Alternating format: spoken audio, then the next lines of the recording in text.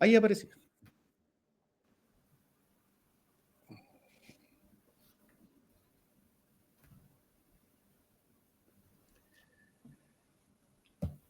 Bueno, damos la bienvenida al... Este es el tercer capítulo, este es el tercero, ¿no es cierto? El Del tercero. podcast. Y el tercero, estamos en el tercer capítulo de... Capítulo, le vamos a llamar capítulo, no sé si está bien, me imagino que sí. De la Eh, temporada 1. claro, de la primera temporada. De la primera temporada. Se nos ocurrió un poco, bueno, saludar a Miguel Ángel, que está directamente desde La Serena. Eh, Saludos a todos, ¿cómo están?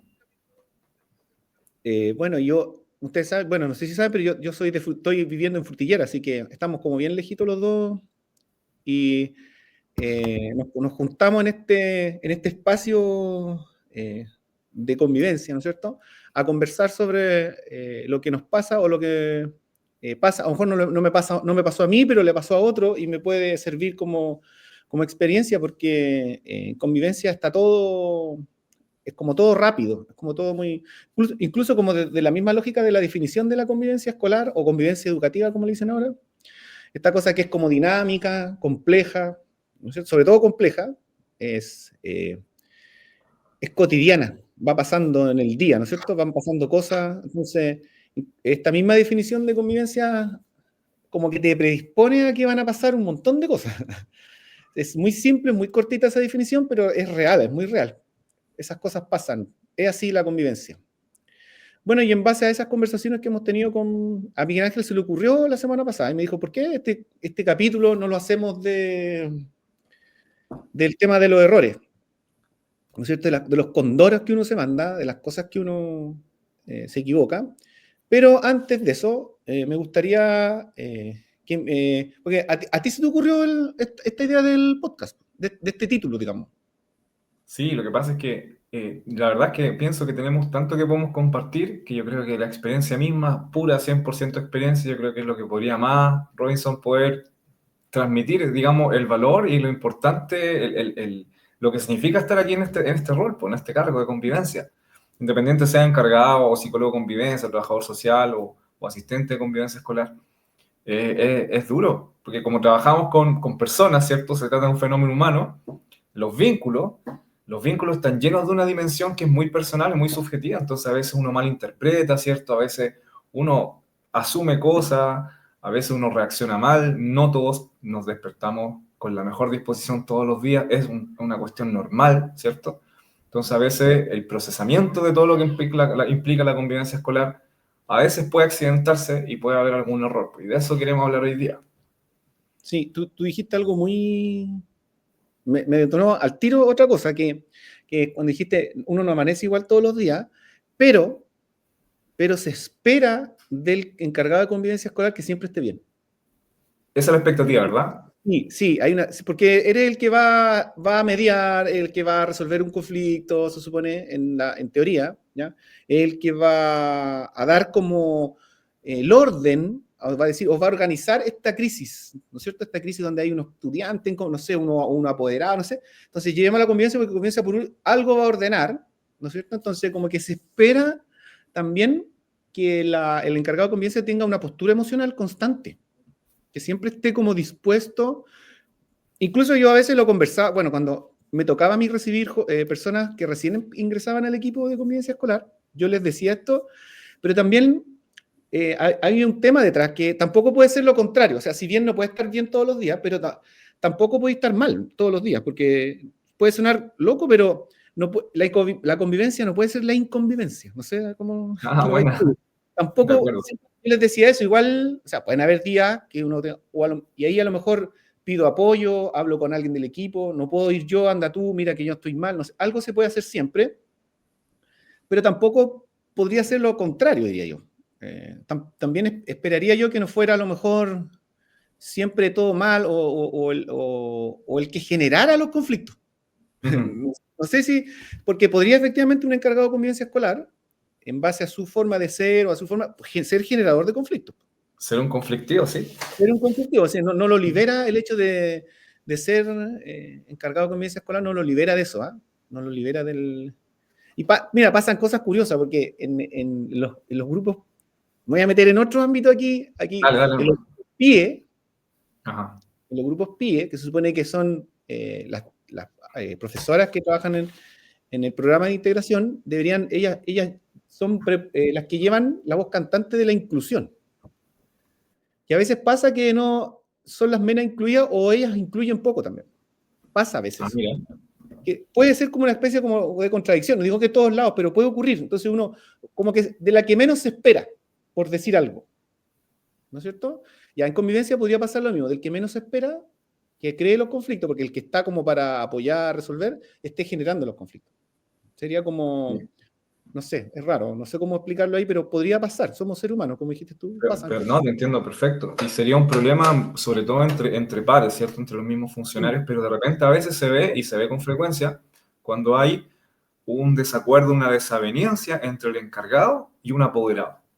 Y eso se puede dar con frecuencia, porque sí, muchas veces tenemos que tomar decisiones o tenemos que tomar un camino, un protocolo que implica judicializar o simplemente demostrar al apoderado que está equivocado y hacer lo que uno tiene que hacer y eso el apoderado lo puede resentir.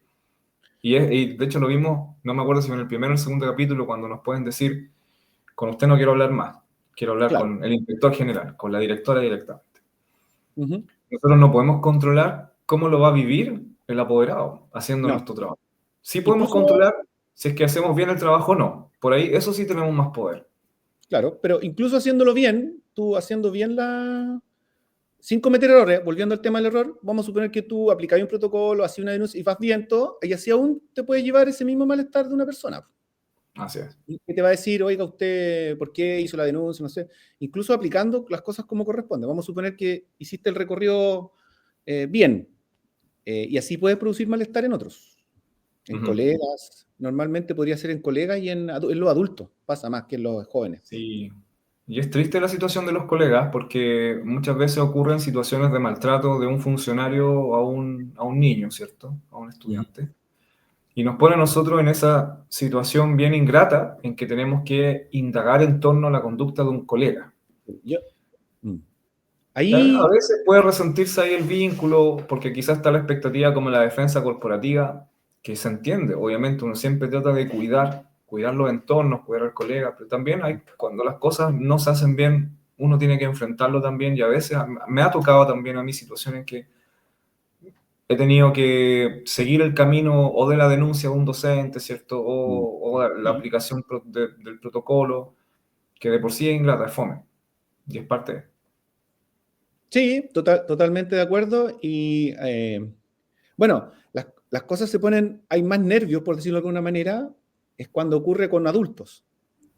Cuando hay un conflicto entre jóvenes, uno va fluyendo un poco, yo creo que en cuanto a los procesos, todo. Pero cuando, por ejemplo, hay un conflicto con como tú dijiste, un docente, alguien, ahí hay como una mayor atención, porque hay una carga también, se toman bandos dentro del colegio a veces, los que están de acuerdo con el profesor, y si la acción pasó con el estudiante, o con un estudiante, o con otro colega, por decirlo, se toman posiciones dentro del equipo internamente.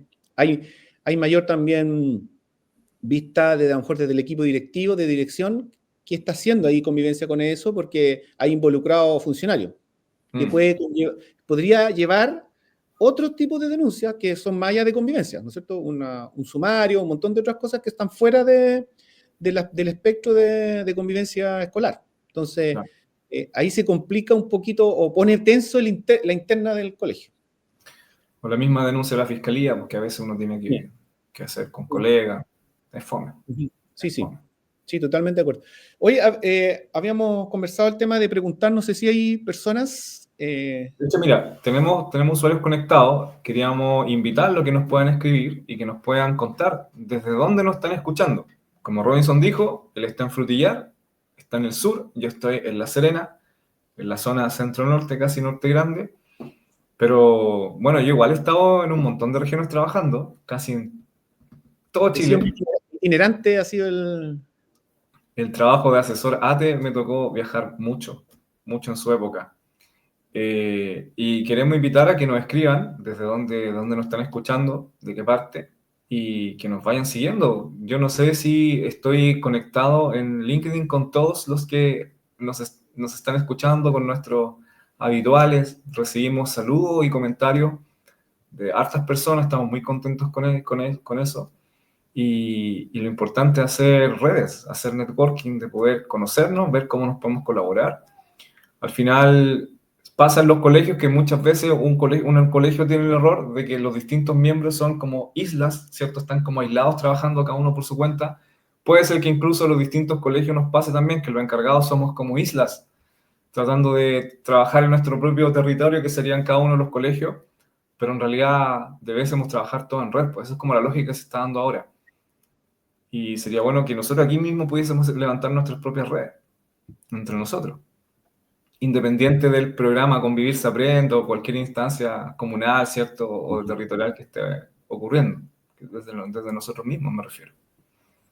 Así que, bueno, espero que vayan apareciendo los comentarios. Mientras Bueno, y tanto, yo sí, creo que podemos entrar en materia.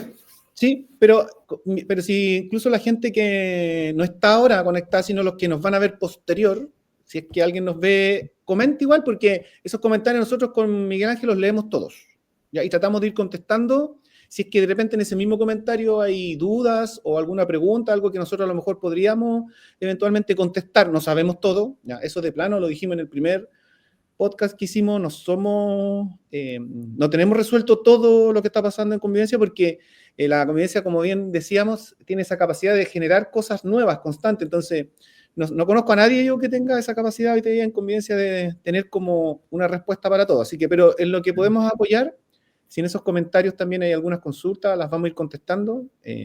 A nosotros nos sirve también. Así nos vamos también nosotros puliendo, nos vamos entrenando, y si no tenemos respuesta, a lo mejor podríamos hasta buscar.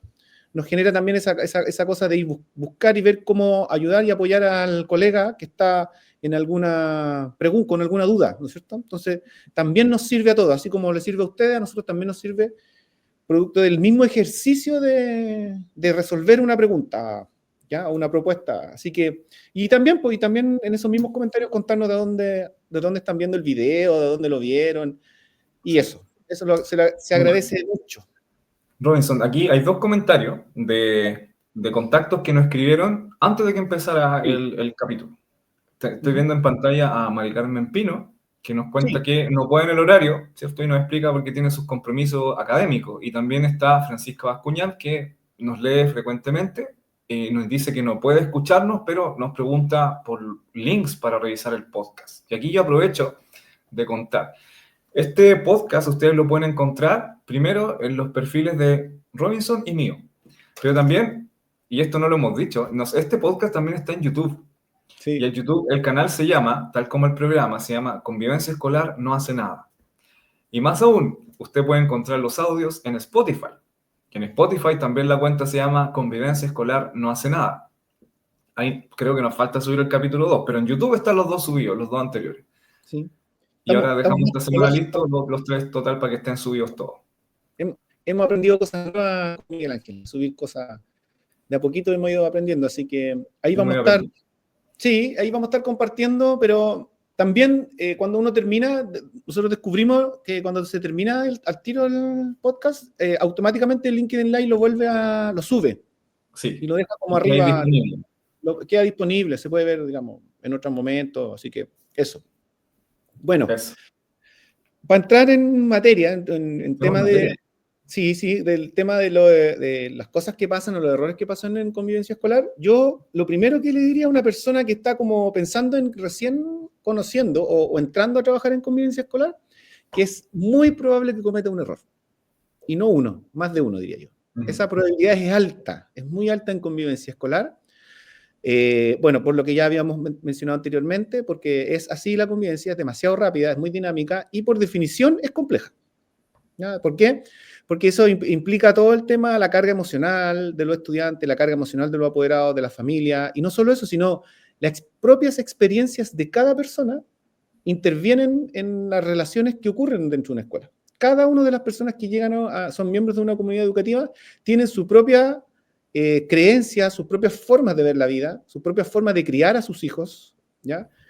Y eso hace que ese grupo que se junta en un espacio X llamado escuela interacciones, y por eso también una persona que conoce mucho de convivencia te va a decir que la probabilidad de que hayan conflictos dentro del colegio es muy alta también. Van a haber conflictos, van a haber personas. Donde hay seres humanos compartiendo, donde hay personas, es muy probable que hayan conflictos. Ahora, la mirada desde los conflictos que tenga propiamente la escuela y el encargado de convivencia es la que va a ir definiendo cómo la escuela va a ir mirando estos conflictos. Si lo ve como algo muy negativo, como algo muy terrible el tema de los conflictos, lo va a sufrir y la va a pasar muy mal el encargado de convivencia, porque conflictos van a haber siempre. Hay una cierta fantasía de repente de algunas personas, y si este niño no estuviera, si este estudiante se fuera, o si fuera de otra forma, no, no es que vaya a cambiar mucho algunas cosas, a veces llega otro, se va uno y llegan otros, ¿ya? Pasa eso, no termina nunca esta cosa. Por eso nosotros con Miguel Ángel insistimos en el sistema, ¿no es cierto? En cómo yo gestiono, desde ahí donde yo me paro como encargado de convivencia, desde mi gestión. Como yo me paro, como yo formo, coordino, es lo que me va a sostener esta mayor o menor cantidad de conflictos. Y yo creo que ahí está la gran diferencia entre una escuela y otra. Una escuela que tiene mejor convivencia es la que tiene un mejor sistema para sostener los conflictos, no la que no tiene conflictos, porque eso sería una irrealidad para mí comprender, ¿ya? Independiente que haya escuelas que tengan más y menos conflictos, pero todas las tienen. Pero las escuelas que tienen mejor convivencia escolar son estas que están mejor preparadas o mejor paradas desde la gestión y pueden crear un contexto en todo ambiente, en todo tipo, dentro del aula, dentro del patio, en la forma de expresarse, de todo, crean un contexto determinado que hace que los conflictos tengan salidas, tengan buenas salidas o salidas por lo menos relativamente que hacen que el conflicto pueda evolucionar, no se quede estancado, ¿ya? Eso para mí hace una gran diferencia. Bueno, y entrando un poco en el tema de los errores, yo, como habíamos dicho anteriormente, los errores son muy probables en convivencia. Los errores tienen una forma en convivencia, por decirlo de alguna manera, tienen ciertas cosas especiales o ciertas características que ocurren en convivencia. Por ejemplo, hay errores que pueden ser por omisión, ¿no es cierto? Por no saber algo. Cometí un error porque no supe, porque no sabía, no conocía la normativa, no tenía idea. O errores también por definitivamente olvidarse de algo. Me olvidé, no era hoy, porque no lo escribí, ¿no es cierto? No puse en el acta lo que tenía que haber puesto. Y los errores en convivencia tienen una particularidad. Tienen varios tipos de costos, consecuencias. No tienen solo una, porque uno siempre piensa que un error podría ser una multa, ¿no es cierto? Que la tiene, si es que hay una denuncia o un proceso que termine en una multa, que ese sería como, entre comillas, como el costo administrativo de un error. ¿No es cierto? Que un apoderado se dé cuenta que la escuela se equivocó en algo y en ese proceso hay cosas que no se hicieron, ¿no es cierto? Entonces viene todo este proceso de fiscalización, por denuncia, bla, bla, y podría terminar eventualmente en una multa. Pero en ese camino, ese error tiene etapas. Por ejemplo, un error en que termina en denuncia te puede perseguir durante un año. O más.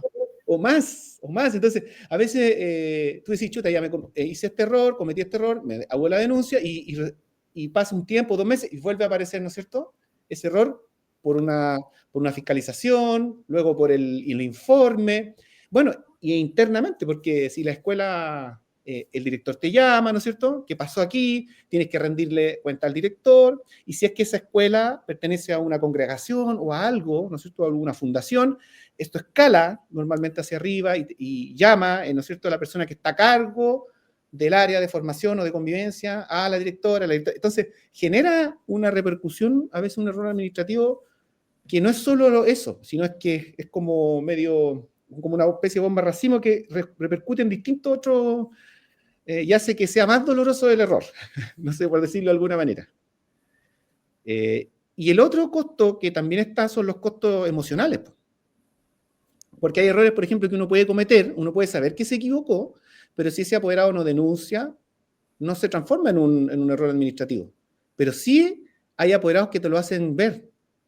Hay apoderados que se acuerdan de esos errores y te dicen, usted de la escuela no hizo esto, ¿se acuerdan cuando? Y lo vuelve a mencionar en todas las reuniones que está, o lo saca a colación todas las veces que puede sacarlo a colación. Incluso podría terminar en lo que dijo hace poco Miguel Ángel, eso de decir, ¿sabe qué? Yo con usted no hablo nunca más, no quiero saber más de usted. Hay un costo emocional en el caso de los adultos. Con los profesores también, cuando se comete un error, los profesores también dicen cosas de convivencia escolar, y también con los estudiantes, pues. A veces los estudiantes, y ahí es donde pasa a veces, porque cuando son estudiantes más pequeños y se cometen ciertos errores, incluso el estudiante puede ser que no se dé ni cuenta que usted está cometiendo un error, porque son más chicos, pues ellos no conocen la normativa, no tienen idea qué es lo que tiene que hacerse, no tiene que hacer, y, y si ese estudiante no dice nada, no cuenta esto, podría, entre comillas, por decirle, pasar piola el error. Ajá. Podría pasar así como, pero uno sabe que cometió un error. Y hay un costo también ahí, un poco emocional, de decir, chuta, a lo mejor perjudiqué a alguien, el estudiante no debía haberlo hecho de esta manera, ¿ya? Entonces, más allá del error, es todo lo que conlleva, ¿no es cierto?, está alrededor o va como consecuencia propia del error. No sé Claro. cómo... Estaría el error concreto, ¿cierto? Que puede ser monetario, que puede ser un proceso sancionatorio largo, un proceso de fiscalización. Está como el error simbólico, ¿cierto? Que es ese que uno se lleva como una espinita atravesada, es como, pucha, lo puedo haber hecho distinto. O me demoré en activar este protocolo, no le di importancia a estas señales y finalmente devino en algo más grande. Yo creo que sobre todo cuando tenemos demasiados incendios pasando al mismo tiempo, cuando hay un equipo, justamente que es lo que hablamos, ¿cierto? Venimos hablando estos 3 capítulos, que cuando no hay un andamiaje, ¿cierto? Una estructura, un esqueleto que sostenga entre varios funcionarios la convivencia escolar, muchas veces ocurre que la gran cantidad de la carga laboral de los procesos recae en 1 o 2 funcionarios, en vez de un equipo completo o en vez de un colegio completo. Y ahí, en ese escenario, es cuando ocurren más errores, porque a veces la capacidad humana de responder, ¿cierto?, a cada uno de estos incendios es imposible. Puedes hacerlo con un gran costo personal, como nuestro amigo, ¿cierto?, que en el primer capítulo nos comentaba que tenía doble función, que era inspector general y encargado al mismo tiempo. Puedes intentar hacerlo todo bien, llevándote mucho trabajo para la casa, por ejemplo, terminando muy tarde tu jornada laboral. Pero en algunas cosas te vas a equivocar. Lo mismo pasa cuando no está ese andamiaje y hay una sobrecarga, te vas a equivocar. Y a mí me ha pasado en colegios con los que he trabajado, ¿cierto?, en que no han habido un andamiaje, ¿cierto?, sólido, robusto, o que hay mucha inexperiencia, se pasan los errores, pasan colados. Un protocolo que estamos fuera de plazo, ¿cierto?, una acción dentro del protocolo que no hicimos, un acompañamiento que no hicimos, por ejemplo, y que después en un proceso de fiscalización o una denuncia uno deja en evidencia que faltó ese acompañamiento. Me ha pasado también. Y yo te quería contar una historia, Robinson. Escuchamos. Escuchamos y Mira, no jugamos. escuchamos y nos jugamos como estos grupos, digamos, donde uno se sincera. En el primer año en que yo fui encargado con mi convivencia escolar, me pasó que me iba yendo para la casa, estaba fuera de jornada, y como en el perímetro del colegio, habían chicos que siempre se despiden porque se acaba la jornada y todos nos vamos. Y me pareció ver un joven que era un buen perfil, así es como este cabro cuando uno dice, ojalá tuviésemos más chicos como este. Pero se despidió de un amigo y yo vi pues, que la persona de quien se despide era un cabro que tú decís, este cabro está metido en muchas cosas. Y uno sabe que está metido en muchas cosas por malos pasos.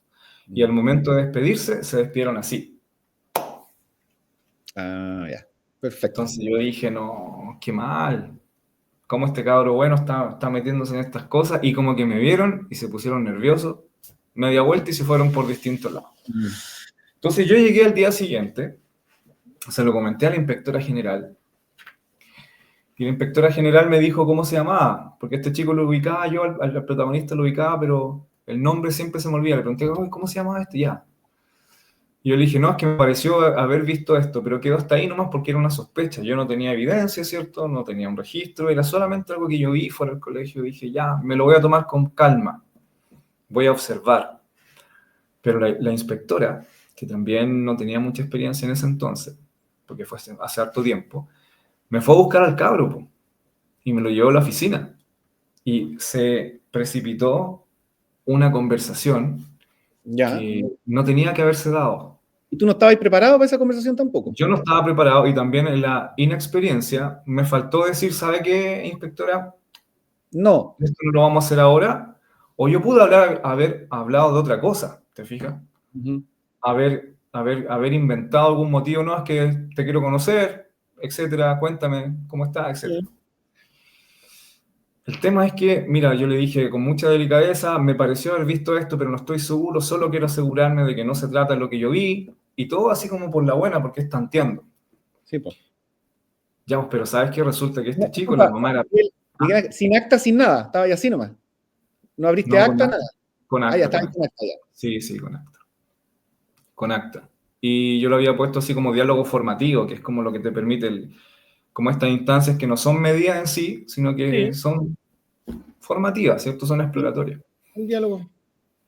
Sí, y bueno, resulta que este chico como que se anduvo asustando porque yo le pregunté, oye, ¿será que te estabas pasando alguna sustancia, etcétera, etcétera? Ah, Y resulta que le contó a la mamá, po, y ya me imagino. La mamá es PDI. Ya.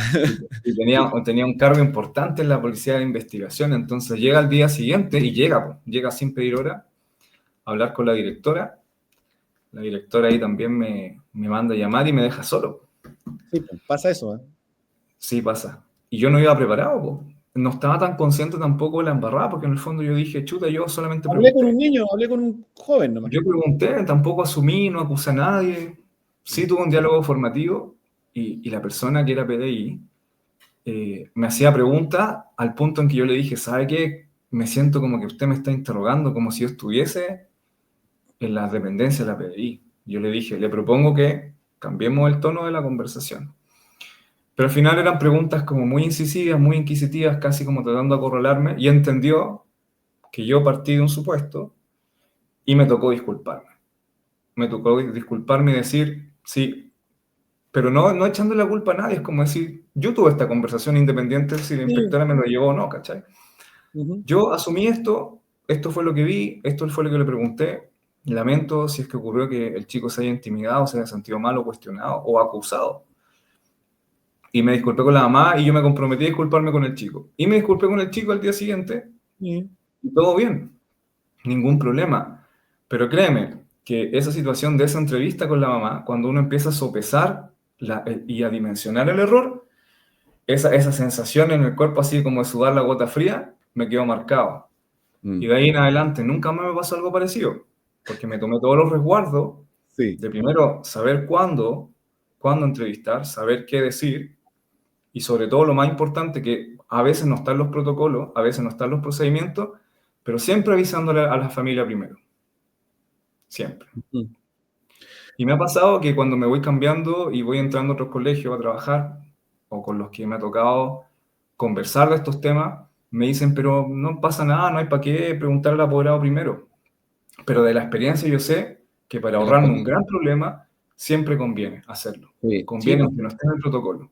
Que sí. si vamos a hablar de un tema duro, un tema difícil, un tema comprometedor, sobre todo algo que puede ser constitutivo de delito o que tenga que ver de la dimensión sexual o personal de un estudiante, primero la familia siempre. Ese es un aprendizaje. A mí esas cosas pasan.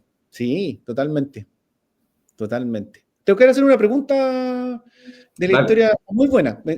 Eh, antes de ver ahí nos comentaron algo, pero antes de Ajá. Eduardo, que la vez pasada parece también nos comentó. Así que saludos, Eduardo, de ahí vamos a leer tu. Eduardo, gracias por Sí, comentar. muchas gracias por comentar. Pero tengo una pregunta.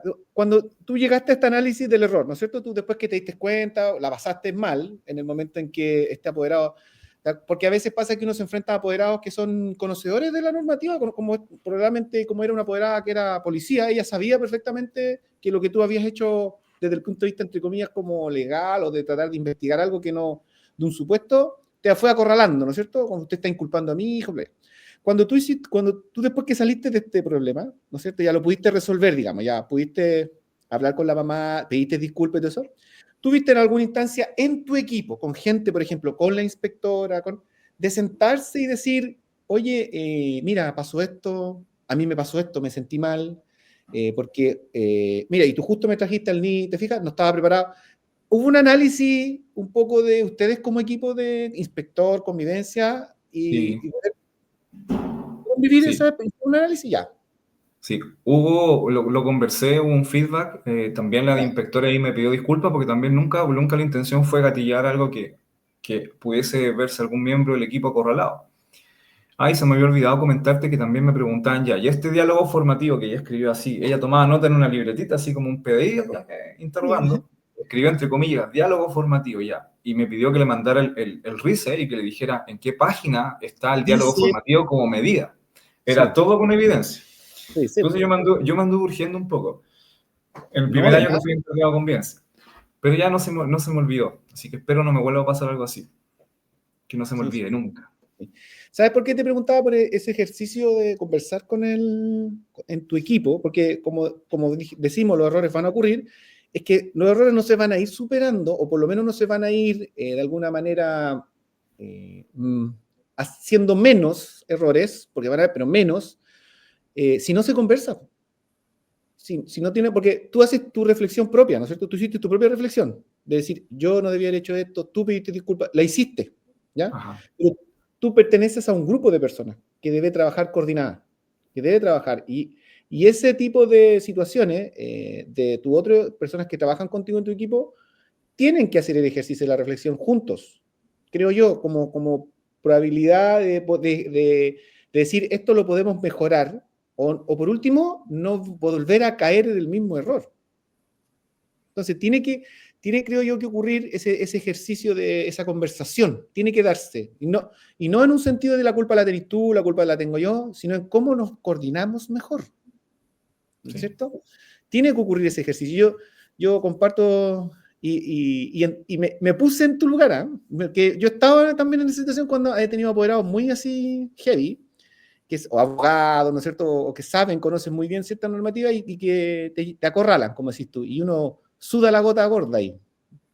Ahí por eso es importante también la lógica un poco del reglamento interno, conocerlo bien, afirmarse de ahí un poquito siempre del reglamento, es como un buen sostén, digamos, el reglamento interno, no salirse de ese reglamento, porque es el que te va a mantener dentro de la normativa, porque pensando en que el reglamento está dentro de la normativa, ¿ya? Si está parejo el reglamento, si tú no sales de ahí, vas a tener, por decir de alguna manera, un piso firme dentro de una crisis. Puedes Claro. pararte, ¿no es cierto? Y poder Claro. mirar, ¿ya? Si no te sales de ahí. Así que eso que por eso ya yo creo que te preguntó y te dijo, ¿a dónde lo dice en el reglamento interno? ¿Ya? Exacto. Y Porque ese es seguramente lo llegó a investigar y ver si estaba dentro de la normativa, seguramente. sí. Pues después como que al final, después de un par de días de un intercambio de algunos correos, me dijo, ya cerramos el asunto, listo. Que quede Sí, aprendizaje. Ya. sí, y también, por eso digo, porque también está, mira, por una parte está lo normativo del error, ¿no? Te equivocaste a lo mejor desde el punto de vista de la normativa, pero también hay una situación emocional. El joven se sintió que tú lo apuntaste con el dedo, que lo trataste como de, no sé, de drogadicto, lo que sea, o de que estaba consumiendo, estaba vendiendo, estaba comprando, no sé. Hay una cosa emocional del estudiante, porque el estudiante llegó a su casa a contar desde lo emocional. Desde lo El joven emocional. no tiene, probablemente dice, me sentí, más rápidamente después el otro día me preguntó, entonces me sentí como que yo era casi un traficante. ¿Ya? Independiente que uno puede decir, no era mi intención, ¿no es cierto? La tuya, obviamente, pero el estudiante se sintió así, y en base a esa emoción llegó a contar a la casa. ¿Cierto? Y eso es lo que la mamá asumió, y cuando en la escuela tú, no desde lo normativo, a lo mejor explicas, porque lo tuyo no era estar acusando a un niño, sino a lo mejor era desde la preocupación de un estudiante que estaba en una situación que no es a lo mejor requerida, no es la adecuada para él, ¿no es cierto? Pensando en que a lo mejor sí efectivamente estaba consumiendo, estaba comprando, estaba vendiendo. ¿Ya? Desde la preocupación, desde incluso hasta como un papá que Claro. puede decir, chuta, si fuera mi hijo, me gustaría que a mí me dijeran si mi hijo está, ahí veré yo lo que hago, pero sí me gustaría que me lo dijeran, De todas que la maneras. escuela me dijera, ¿sabe qué? Su hijo, investigue usted, hable usted con él, ¿no es cierto? Hable con él, pregúntele, y aparte que había ocurrido fuera del colegio. ¿Ya? Sí, yo Sí, creo que es una buena análisis, como darle una vuelta y decir cómo lo hubiéramos hecho mejor. Definitivamente hablar con la apoderada. Y es como claro, decir, ¿sabe qué? No tengo ninguna prueba, no tengo nada en que yo basarme, excepto lo que vi, yo se lo voy a describir tal cual como lo vi, y, pero yo no voy a ser capaz de asumir de que es así, pero le pido a incluso, usted que hable con su hijo. sí, incluso uno dice, mire, se lo hablo casi como papá, porque si vieran a mi hijo en esto, me gustaría mucho que alguien me dijera Me dijeron realmente, a mí primero. me lo dijera, por eso te lo estáis diciendo nomás, no. Y ahí ve usted, si usted quiere hablar con él, si quiere no, pero desde la escuela no va a haber ninguna diferencia con el estudiante. Exacto. No hay nada, ninguna, ¿no es cierto?, consecuencia, no hay nada, porque no hay nada en la realidad, es solo una idea que tú tenías de lo que a lo mejor viste o no viste, no lo sé. ¿ya? Porque a veces uno No, también puede... y con esa inspectora que trabajamos en equipo mucho tiempo, sí, después lo empezamos a hacer así, como transmitiendo la inquietud nomás, como se la dejo ahí, señor, usted verá si lo toma, lo descarta, lo que sea. Sí. Y eso está bien porque, o sea, pensando también en el tema de los derechos del apoderado, él está informado de lo que pasa con su hijo. De todas Eso es maneras, es su muy derecho. Y importante. nuestro deber informar a tiempo.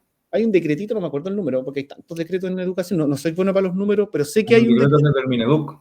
derecho y deberes del apoderado. Sí. ¿Ya? Y No me ahí, acuerdo cuál es. no, yo tampoco, pero está el derecho y deber del apoderado, pero ahí está, no es tan difícil buscarlo porque tú buscáis circular, parece una circular, no sé si una circular derecho y deberes de los apoderados, y ahí donde aparece el derecho que tienen los papás de estar Sí. informados. Yo me acuerdo Desde, que no es de la desde lo Supereduc, sino académico, que es del Mineduc.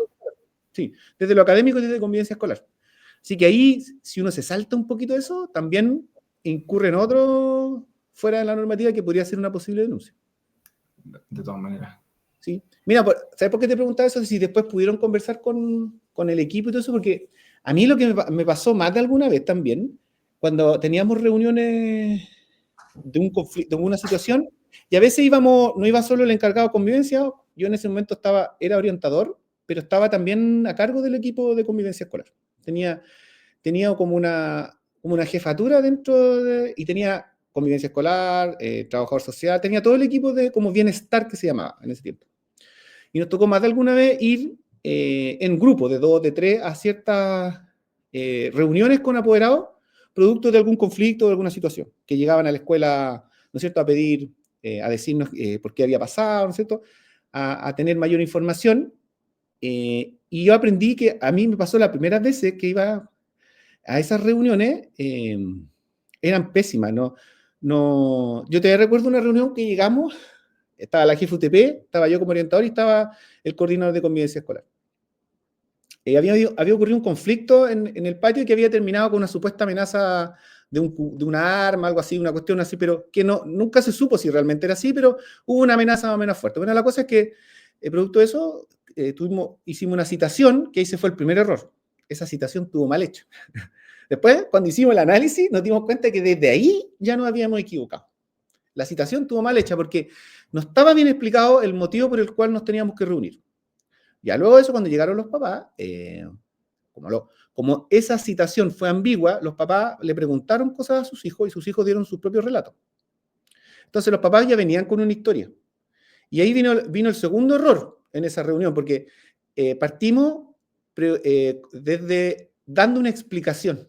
Partimos, y ni siquiera, que también fue otro error, nadie lideraba, sino que nos sentamos y la jefa de UTP, por decir, partió contando, o la coordinadora partió contando, digamos, como qué es lo que había ocurrido. Ya, ese también fue un error, porque eso se tiene que decidir antes. ¿Quién va a liderar cuando es de a grupo? Cuando es de a tres, de a dos, ¿quién va a liderar? ¿Quién va a hablar? Y esto implicó que los papás al tiro nos dijeran que estábamos equivocados. Esa no es la historia. O sea, nosotros empezamos a explicar lo que pasó en el colegio. Fue esto. La respuesta inmediata a los minutos fue: no es así la historia porque mi hijo me dijo esto, profesor, usted está mintiendo. O sea, así de mala. De hecho, en esa reunión que fue muy, muy complicada, nosotros nos dimos cuenta que un apoderado estaba grabando, por ejemplo. Entonces, partió súper tensa desde a los 30 segundos, a los 40 segundos estaba la escoba. Fue muy corta y terminó con los apoderados muy, muy molestos, parándose de la mesa y diciendo que nos iban a denunciar. Y ni te cuento después, meses con el tema de esa denuncia. Pero después, lo bueno es que, por eso te preguntaba, porque después de haber tenido muchas reuniones fracasadas con ese grupo, con ese equipo, me acuerdo que en un momento nos sentamos y dijimos: ¿sabes qué?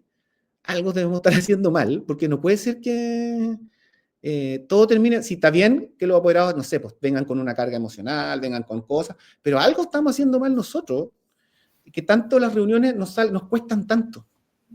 Y hicimos el análisis, nos sentamos, hicimos ese ejercicio de decir: mira, a lo mejor deberíamos partir, por ejemplo, preguntando cómo están, cómo se sienten, ¿te fijas? Al tiro mire, nosotros, y tratando como de cubrirnos las espaldas, ¿no es cierto? Porque uno trata como un poco de eso al principio, mire, la escuela, eso, cómo respondió la escuela frente al problema, y estuvimos ahí acompañándolo. No, el apoderado de repente necesita que tú, porque él viene con una carga también de la casa. El apoderado Claro.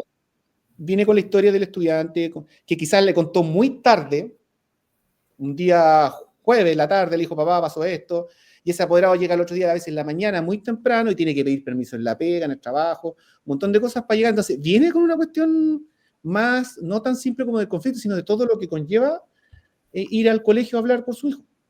Entonces, cuando empezamos a darnos cuenta de eso, increíblemente las reuniones fueron fluyendo de mejor manera. Claro. Fueron, Quizás partiendo de una actitud que no sea como defensiva, sino que ya como más integrando y acogiendo el sí, malestar del apoderado como un fenómeno normal. exacto, justamente, y porque el enojo del apoderado o sea, incluso en reuniones porque están las reuniones que uno cita y están el apoderado que llega así de la nada, como ese apoderado que llegó tú al otro día, llegó al tiro, enojado, tú no lo esperabas que el apoderado viniera. Entonces tenéis que estar como preparado y tenéis que tener como un esquema un poco de cómo vas a partir, ¿ya? Así como un pequeño esquema, ¿no? No como algo tan como una Biblia o como una cosa muy estricta, pero sí es bueno partir preguntando cómo está, Sí. qué es lo que sintió, ir metiendo esas preguntitas un poco más desde lo emocional, para luego después llegar a lo normativo y no al revés, o Exacto. a dar una explicación un poco de por qué la escuela, no sé, porque a veces pasa que y dónde estaban los inspectores, y dónde estaba el profesor, porque hay muchas preguntas frente a un conflicto, ¿por qué mi hijo justo estaba solo? Y explicar un poco ahí, ¿no es cierto? Pero Claro. primero yo creo que hay que ir bajando emocionalmente, Y ahí, y dando ahí- y acogida.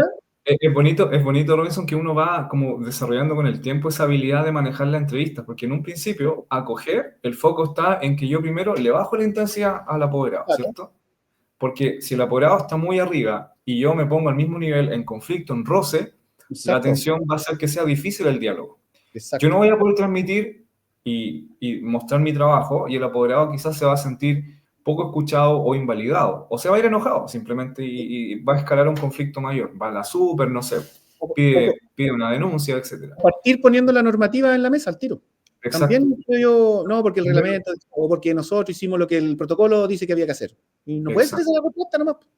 Exactamente. Y el foco en un principio puede ser acojo al apoderado y después empezamos a hablar del problema. Primero, lo acojo, empatizo y digo, mire, ¿sabe qué? Si yo fuera papá, estaría enojado. Si yo que soy papá, si yo estuviese en su lugar, estaría sintiéndome igual que usted. Y con esa frase, en empatizar, el apoderado de repente te deja de ver como un enemigo, po. Y escuchar también. Hay Escuchar, que escuchar mucho al principio. Escuchar, escuchar de escuchar, todas maneras. escuchar. Y ahí, incluso a veces es súper bueno escuchar lo que va diciendo los papás, porque el mismo papá te va diciendo, en lo que va contando, aparecen las preocupaciones, los miedos, las cosas que están ahí de ese apoderado, y ahí de ahí mismo tú te puedes ir agarrando y puedes ir devolviendo.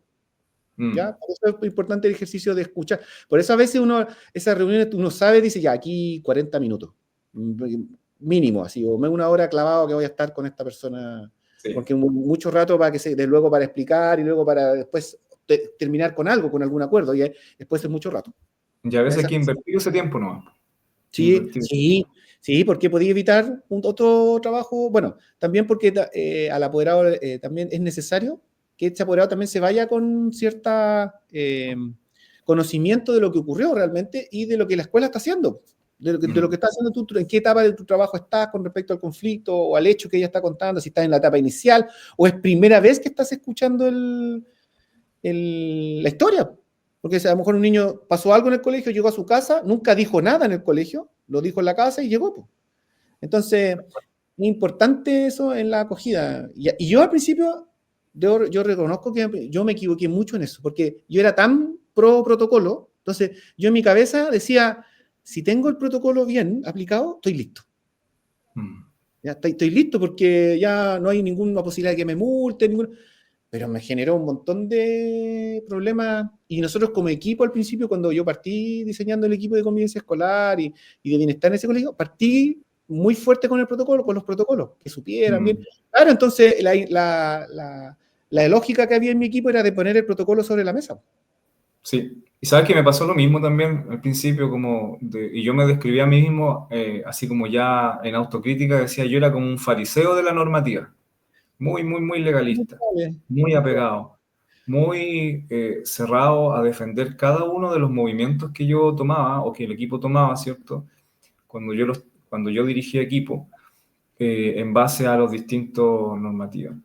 Y me pasó muchas veces que bajo esa lógica, a veces el apoderado racionalmente comprende que se hizo lo que había que hacer, pero emocionalmente, a nivel afectivo, quedó con un resentimiento, quedó como con una herida de que, pucha, no me acogieron, o pucha, se pudo haber resuelto de una manera no tan ruda, no tan severa.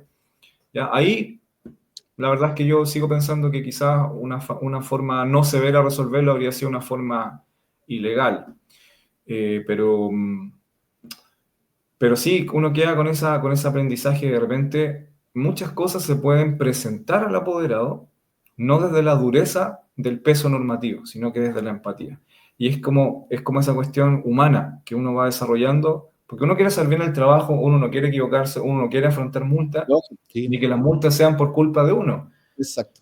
Pero también uno puede hacer ese mismo trabajo siendo súper considerado con toda la dimensión familiar del apoderado y de ese niño. Ujú. Y eso es un aprendizaje importante. Mira, estaba mirando, concuerdo totalmente contigo, Miguel Ángel, y estaba justo leyendo a Eduardo, el comentario de Eduardo que decía que el error de todos es creer que la convivencia es responsabilidad de uno solo. Y ¿Cómo a lo veces hay veis? colegios que tienen esa misma narrativa, que el encargado nomás es el responsable. Sí, pues, sí. Es buena lo que habla ahí Eduardo, porque ahí esa, creo que la forma de romper un poco eso tiene que ver con la cultura de convivencia escolar, crear cultura, hacer cultura de convivencia. Y eso tiene que ver Así con es. un poco lo que hablamos también en el primer podcast con respecto a los roles, por qué todos son muy importantes en la convivencia, y desde ahí ir rompiendo un poco esa creencia de creer que la responsabilidad es de uno solo, y es que el mismo encargado también crea que es su responsabilidad solo, porque yo creo que también ahí apunta Eduardo a creer que el propio encargado de convivencia crea que es su responsabilidad, su única responsabilidad. Claro, ahí uno no tiene que alimentar ese mito, sino que hacer que los demás se involucren también. Oye, escribiste ahí el decreto, ¿ese es el decreto, el 327? Es el decreto 327 del Mineduc que establece los derechos y deberes de los apoderados. Ese es un buen dato, sería interesante que las personas que están en convivencia escolar están comenzando a tener súper claro ese decreto, porque ahí está lo que es posible y no es posible con un apoderado desde la normativa. Exacto. Y es como bien de sentido común igual. No es Sí, como difícil ni nada raro, pero es súper bueno tenerlo respaldado e incluso tenerlo impreso para decirle al apoderado, mire, usted exacto. tiene que hacerse cargo de lo que sea, lo que son vulneraciones de su hijo. No es Uh-huh. como que yo diga nomás. Ahí está también la información que tú tienes que entregarle a un apoderado. Porque a veces pasa que hay cierta problema cuando hay rupturas familiares, que a veces llega la mamá a decirte que por favor no le digan nada al papá de su hijo. Y también ahí está la explicación de eso. En ese decreto se explica qué es lo que y cuándo tú puedes dar información y cuándo la puedes negar. Exacto. Explica ese decreto. No voy a ahondar ahora en eso porque, pero ese decreto explica cuál es la información que todos los apoderados deben tener, por ley, porque así, por ser el hecho de ser apoderado nomás del estudiante, y en qué momento no deberías decirle algo. Mm, Eso. mm. Así que eso, no sé, Miguel, yo creo que estamos impeque, Llevamos 50 minutos, se me hizo súper corto, igual se me se hizo me corto. pasó, se me Sí, pasó volando, volando, pero no sé, ¿por qué les puedo decir? Quizás esto ya sea como un consejo más avanzado, pero para evitar errores, todos los errores que no tengan que ver con la experiencia, sino que tienen que ver más con el conocimiento, eso sí tenemos bajo control. Sí, sí podemos controlar cuánto estudiamos. sí. Si estamos preparados para respaldar cada uno de los movimientos o el por qué, los protocolos que tomamos.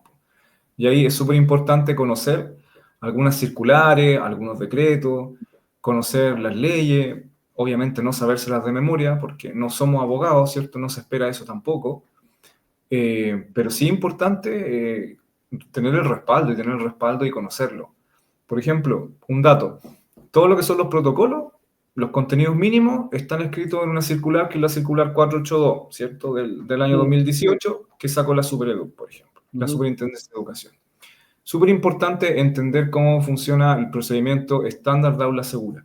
Los colegios, por ejemplo, no pueden tener procedimientos de aula segura a pinta de uno, sino que la idea de aula segura es que regula para todos los colegios, ¿cierto?, cómo debe ser el procedimiento. Exacto. ¿Qué más? Ya, sobre aula segura, por ejemplo, aula segura te da como 3, 4, 5 causales concretas de expulsión, pero también los colegios tienen la posibilidad de expandirlo y tener más causales de expulsión siempre y cuando observen los principios básicos como de proporcionalidad, ¿cierto?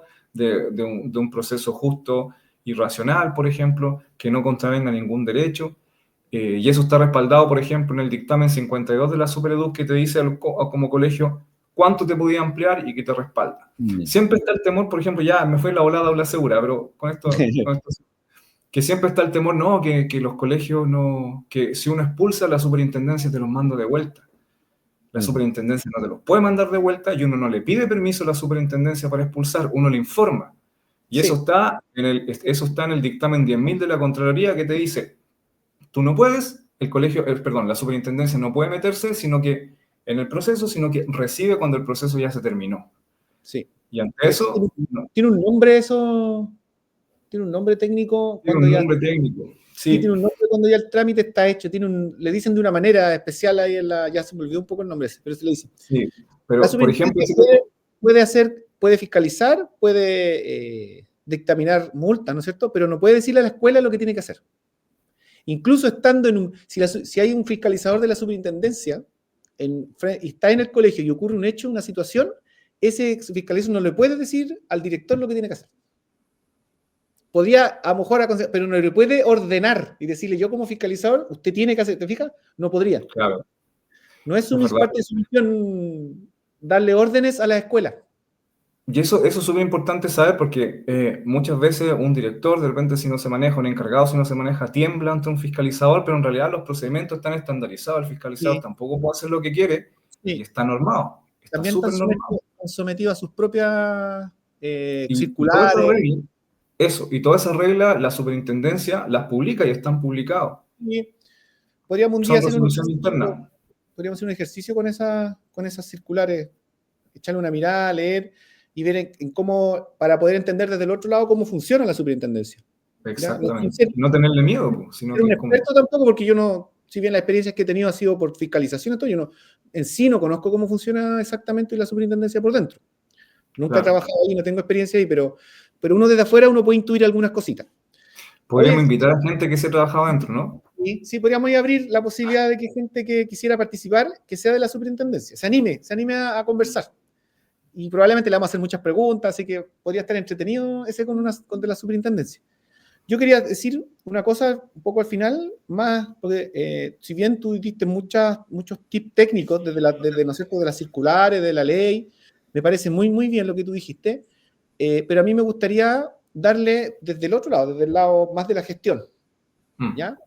Por ejemplo, no es necesario dar una respuesta al tiro. A veces uno, por querer dar una solución rápida, anticiparse y dejar al apoderado tranquilo, uno lo puede embarrar. Una solución inmediata. Y no, yo creo que frases como, mire, lo vamos a investigar, estamos comenzando este protocolo, tiene en esta etapa un poquito, entonces recién ahí tengo que escuchar a todas las personas, ¿no es cierto? Hay tantas cosas que se le puede decir al apoderado, obviamente primero acogiendo, entiendo lo que usted está sintiendo, entiendo su preocupación, pero también está esta otra parte, ¿no es cierto? Hablar desde ahí, yo creo que también es clave y habla un poco de los espacios, aprovechar esos espacios que te da la normativa. El debido proceso te da espacios para poder esperar y no tener que responder inmediatamente. ¿Ya? Si bien te da espacios acotados, pero te los da. Sí, los da. Entonces, no es necesario una respuesta inmediata, no es necesario buscarle, tener una solución rápidamente para ese papá, para ese niño. Es de abrir los espacios a que esto es un proceso. Y ahí acogerse un poco y te da espacio para pensar, te da espacio para consultar, preguntar, llamar a alguien, juntar al equipo, hacer una reunión breve, corta, y así poder tener una mejor Para aplicación. verificar. Claro, para verificar, no sé, tantas cosas, pero da espacio. ¿Ya? Así que eso, Súper buen consejo.